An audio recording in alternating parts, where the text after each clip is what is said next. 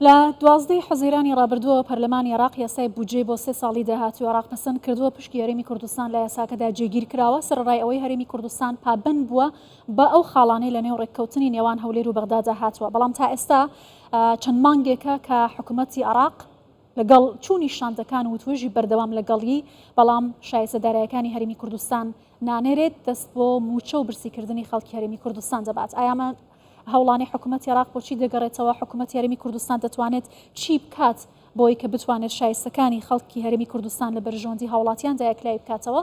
میوانێکی بەڕێزم لەگەڵ دەبێت لە باڵەخانەی پەرلەمانی عێراقەوە دکتۆر سەباح سوبحی ئەندامی ئەنجومەنی نوێنەرانی عێراق لە بەغداوە لەگەڵمە. دکتۆر سەباح ئەم کاتت باش. ئەو بابەتی کێستا لە نێوان هەولێر و بەغدا بۆ تەجێگەی مشتومڕ هاوڵاتیانی هەرێمی کوردستان و عێراقیشی گەران کردووە بڕیارە ئەمڕۆ هاوپەیمانی دارەی دەوڵەت سەبارەت بەم پرسە کۆ ببێتەوە. پێتان وایە کۆبوونەوەکە ئەنجامێکی دەبێت بۆ چیم هەوڵانە لەلایەن بەغدا و بەردەوام دژ بە هەرێم دووبارە دەبنەوە؟ بەڵێ سڵاو لە جەنابەت باخان خانم گشت بینەرانی کوردستان بیستار. بەڕاستی ئەو بابەتێکی گرنگە وەرەقەیەکی سیاسی نێوان پارتی دیموکراتی کوردستان لەگەڵ گشت ئەو لایەنە سیاسیانەی کە ئیدارەی دەوڵەتیان پێکهێنا هاوپەیمانی ئیدارەی دەوڵەت ئەو وەرەقە سیاسیە لەناو ئەو وەرەقەیە تایەتی کە زۆربەی کێشە و گرفتەکان چارەسەری دەبێت بۆی بدۆزرێتەوە و ئەو گرفتانی کە نێوان هەرێمی کوردستان و حکوومەتی عێراقی دەبێت تەصفیری مشکلە بکرێ کەواتە ئەو ئەرکێکی گرنگە لەلایەن هاوپەیمانانی ئیدارەی دەوڵەت کە هەستن بە ئەنجامدانی ئەو کارە جگە لەوەش ئەو پێکهێنانی حکوومەتی عێراقی کە لە ئۆکتۆبەری ساڵی 2022 بوو لە منهاجە وەزاریەکانی تێدا بوو کە مەسەلەی کێشە و گرفتەکانی نێوان حکوومەتی هەرێم حکوومەتی اتحادیە دەبێت چارەسەری بۆ بدۆزرێتەوە.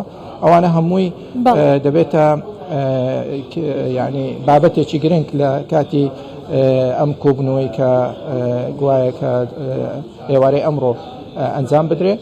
ئەمەش بێگومان یعنی ئەرکێکی سەرشانی هەموو گشت لایەنە سیاسیەکانە کە سێ بابەتی گرنگ هەیە دەبێت گفتوگۆی تێدا بکرێت.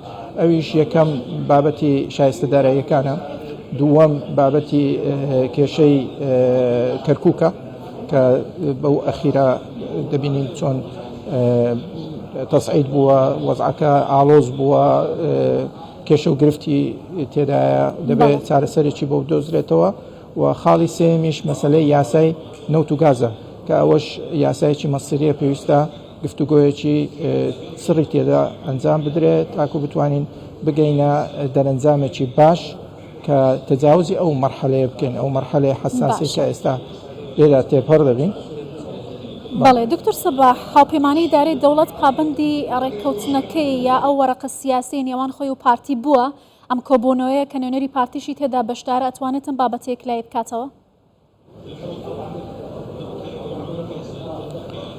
خۆی ئەو بابەتە زیاتر پەیوەستە بە پارتی دیموکراتی کوردستان وەکو ئاکتەرێکی سەرەکی لە ناو هاوپەیمانی ئیدارەی دەوڵەت.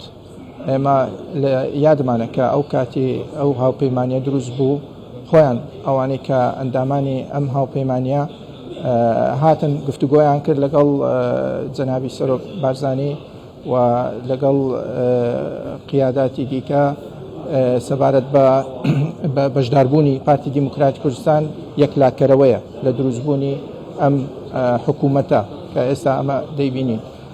کەواتە پاشگەزبوونیان لە وعدەکانیان ئەوە گرفتێکی گەورەیە بەڕاستی بەنسبەت حکوومەتی ئیتیحادی و شایستەداراییەکانیش بە پێی یاسای موازنە زۆر ڕوونە، یعنی 16 تریلیۆن و 500 ملیارە تقریبا ساڵانە هەرێمی کوردستان مافی خۆیەتی کە بیدرێتێ نەک وەکو قەرەبووکردنێک یان وەکو تعویزێک بدرێتە هەرێمی کوردستان. ئەو شایستەدارایی نەپێویستە وەکو ئەوەی کە لە یاسا هاتووە جێبەجێ بکرێت. هیچ مادەیەک نییە لەناو ئەو یاسایە کە بڵێ ئەگەر هاتوو حکوومەت یان شتێک یان کێشەیەک یان گرفتێک هەبوو لەلایەن حکوومەتی هەرێمەوە ئەو شایستەدارانیە ببڕێت. بەڵکو موچەی موچە خۆرانی هەرێمی کوردستان تحصيل حاصلة وما في خوانە کە ئەم بڕەپارەیە لەلایەن حکوومەتی ئیتحادی پێ بدرێتی دوای ئیتیفاقە نەفتیەکە و دوای ئەوەی کە ئێمە ڕازی بوون لەسەر یاسای نەوت و گاز بە بەو بنوودانەی کە ئێمە ئێستاش دەڵێن زۆر تەعەسوفیە و کێشەی زۆر لەسەرە، بەڵام تا ڕادەیەکی زۆر زەمانەتی موچەخۆرانی هەرێمی کوردستانمان کردبوو. پاشگەزبوونیان لە وعدەکانیان و لە حتا لە تەطبیقکردنی یاساکە ئەوە گرفتێکی گەورەیە بەرامبەر حکوومەتی ئیتحادی، بەرامبەر حکوومەتی محەممەد شەیع سوودانی. بەڵێ دکتۆر سەباح دەگوترێت کە پاڵنەری بەغدا بۆ ململانەی لەگەڵ هەرێمی کوردستان پاڵنەری سیاسیە گوشار لە حکوومەتەکەی محەممەد شیع سوودانی دەکرێت. ئایا لایەنێکی شیعی ئەیانەوێت ئەم گوشارانە دروست بکەن بە ئامانجی لاوازکردنی قەوارەی هەرێمی کوردستان و ئامانجە سەرەکیەکان چییە ئەگەر وایە؟ خۆی شکلیەن ئەوەی کە دیارە بەڕای من کە حکوومەتی محەممەد شەیع سوودانی تەمەشا دەکەین زۆرجار لەگەڵ ئەوەیە لەگەڵ داواکاریەکانی حکوومەتی هەرێمی کوردستانە، بەڵام لە مەزموندا دەبینین کێشە و گرفت زۆرە لەگەڵ حکوومەتی هەرێمی کوردستان سەبارەت بە تەطبیقکردنی یاسای بودجە. ئەو کێشانە ئەمە دەڵێن ڕاستە فشار هەیە لەسەر حکوومەتی ئیتحادی، بەڵام نابێ ئەو فشارانە هیچ بەرهەمێکی هەبێ، هەتا ئەگەر فشاریشە بوو دەبێ محەممەد شەیع سوودانی مووقفێکی باشی هەبێ، مووقفێکی یەکلاکەرەوەی هەبێ لە چارەسەرکردنی ئەو کێشانە، دەبێ پابند بێ بە یاسا. ئێمە ئەو یاسایانە کە بەدەستمان هێناوە دەبێ تەطبیقێکی فعلی بکە و بە تایبەتیش مەسلەی تەسییسی موچە نابێ لەلایەن حکوومەتی ئیتحادیەوە بێ، حتا ئەگەر زۆر لەلایەنە سیاسەکان هەوڵی بدەن با تەسییسی ئەو بابەتە بکەن کە قوتی خەڵکە، بەڵام بەداخەوە دەبینین ئەویش چۆتە ژێر دکتۆر سەباح خەڵک چاڕوانێکی زۆری لە نوێنەرانی کورد لە بەغدا هەیە، هەم بەسەر کۆمارەوە کە ئێستای تر پۆستەکە لە دەستی کوردایە، هەم بە نوێنەرانی کورد لە بەغدا لە دامەزراوەکانی حکوومەتی عێراقدا لە مانگی 2023 تا ئێستا موچەی فەرمانبەرانی عێراق بە پێ و خشتەیە کە دانراوە نێردراوە، تەنیا ئەوەیە کە هاوڵاتیانی هەرێمی کوردستان کەوتونەتە ژێر گوشارەوە. ئێستا دەتوانرێت چی بکرێت، چ بە نوێنەرانی کوردەوە چ بە حکوومەتی هەرێمەوە دەتوانن چ کارتێک بەکاربهێنن بەرامبەر بە بەغدا؟ ئێمە ئەوەی کە لەسەر شانمانە لە ناو پەرلەمانی عێراقیدا ئەنجامی دەدەین بۆ فشارخستنە سەر هەموو لایەنە سیاسیەکان، بۆ ئەوەی کە قیاداتی هاوپەیمانی ئیداری دەوڵەت قەناعەت بەوە بێنن کە شایستەدارەیەکان شتێکە بە خێر ناماندنێ، بەڵکو ئەوە استحقاقی قانونیە و دەستوریشە لە هەمان کاتدا.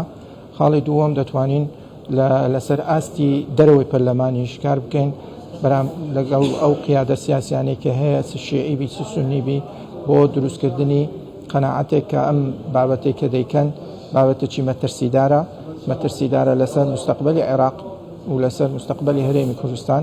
ئێمە نابێ هەموو ساڵێک بەو شێوازە تەعامل لەگەڵ هەرێمی کوردستان بکرێ. هەرێمی کوردستان بەشێکی فدرالیە بەپێی دەستور و دەبێ ئێمە وەکو نوێنەرانی هەرێمی کوردستان و ئەندام پەرلەمان لە ناو هۆڵی پەرلەمان مووقفی خۆمان دەبێ و جەخت لەسەرەوە دەکەین بۆ ئەوەی فشارێک بخرێتە سەر وەزیری دارایی و لەسەر سەرۆک وەزیرانی عێراقی تا ئیتحادی تاکو بتوانن ئەم یاسایە دوور بێت لە سیاست و دوور بێت لە هیچ فشارێکی دەرەچی بە شێوازێکی یاسایی ئێمە تەطبیقمان دەوێت. ئێمە هیچ شتێکی زیاترمان ناوێت غیری ئیستحقاقاتی خۆمان و ئەو بابەتێش کە باسی دەکەین بابەتێکە یعنی پێویست ناکە ئێمە تکاو ڕجا بکەین، بەڵکو ئەوانە دەبێ تکاو ڕجا لە ئێمە بکەن تاکو بمێنینەوە لە حکوومەت و لە سەقامگیریکردنی پرۆسەی سیاسی کە سەقامگیری پرۆسەی سیاسی ڕاوەستا بوو لەسەر مووقفی پارتی لە بەڵێ دکتۆر سەباح ئەگەر بێمەوە سەر بابەتی پێوەست بە توانیمان موچەی فەرمانبەرانی هەرێمی کوردستان لە دوایین بڕیاریدا حکوومەتی عێراق بڕیاریدا کە 500 میلیارد دینار بۆ موچەی فەرمانبەرانی هەرێمی کوردستان بنێرێت لە کاتێک داوەکە بەشی نیو و موچەی مانگێکی فەرمانبەرانیش ناکات بە قەرزیش بداتە هەرێم. ئەمە لەسەر چ بنەمایەکەم بڕیارانە دەدرێت لە کاتێکدا بە پێی ڕێککەوتن و پێی یاسای بودجە شتیوانیە؟ بەڵێ هیچ بنەمایەکی یاسایی نییە بۆ ئەم هەنگاوەی حکوومەتی اتحادی ئێمە ئەسڵەن تعاملکردن بە قەرز بۆ پێدانی موچە ئەمە شتێکە دوورە لە یاسا و دوورە لە هیچ بڵێن ڕێکارێکی دەستوری.